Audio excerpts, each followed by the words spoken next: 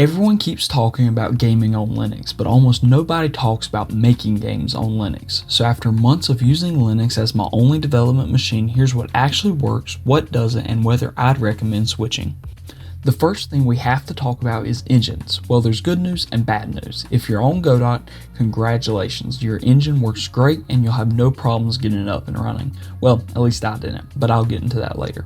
Now, if you're on Unreal, well, it's not looking good for you. While technically UE is supported on Linux, you're going to be jumping through some major hoops. The Epic's game launcher is not supported, so you have to be in the command line to get it installed. Also, many features and plugins are broken due to the differences in the kernel.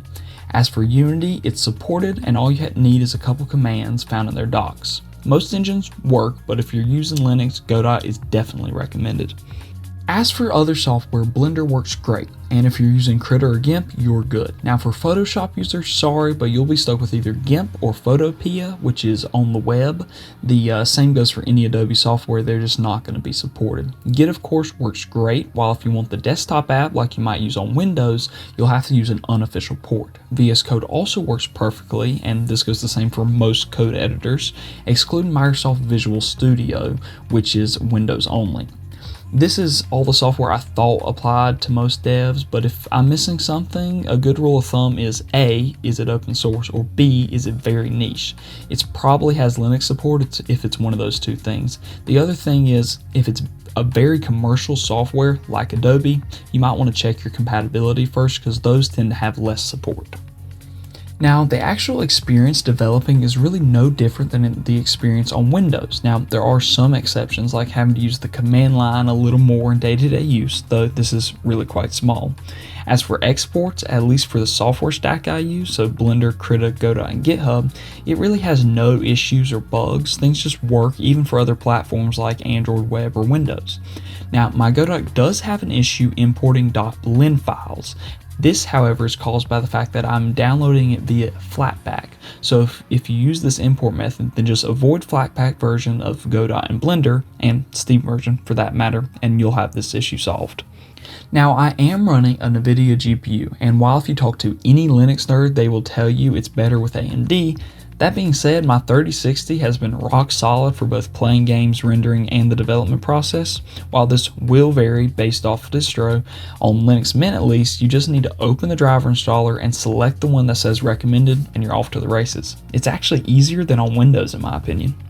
This simple process goes the same for most things. Installing software? Well, most distros come with a package manager for easy download, or if you're looking for a more wide variety, use Flatpak and a GUI like Bazaar to install almost any software way easier than on Windows. Do note, from before, Flatpaks can have limits, but they are what I use almost exclusively with very minor inconveniences and issues. If you're looking around online and you see software that's Windows only, well, there's actually a chance you can get it working on Linux using either Wine or Proton. These are basically a translator that makes Windows builds work on Linux systems. It's not perfect, but it works a good amount of the time, especially on games or simple software. Now, please do keep in mind, it's not perfect, and apps from the likes of Adobe will not work even with Wine. As far as who should switch, Godot developers will have almost no problem in most cases. Same goes for Blender artists or any array of open source program users. However, if your workflow is Adobe heavy or you're using UE or just making something specifically for Windows, then you're probably going to be better off staying. The learning curve is nowhere near as challenging as I thought it would be, and I've been going strong for months now, and I don't think I'll be going back.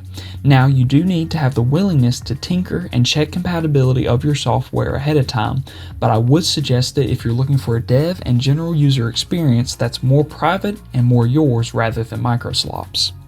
Thanks for watching. I hope you found this helpful and maybe have even been convinced to switch. I really am enjoying my time on Linux, even if there are challenges I have to face. If you liked the video, well, you know the usual.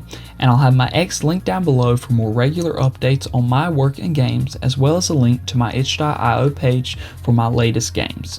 Thank you for watching. See you next time.